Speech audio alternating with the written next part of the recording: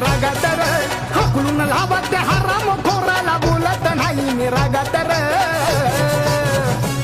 उभा करू नका त्याला दारात तर फोटो भीमाचा नाही ज्याच्या घरात तर उभा करू नका त्याला दारात तर फोटो भीमाचा नाही ज्याच्या घरात तर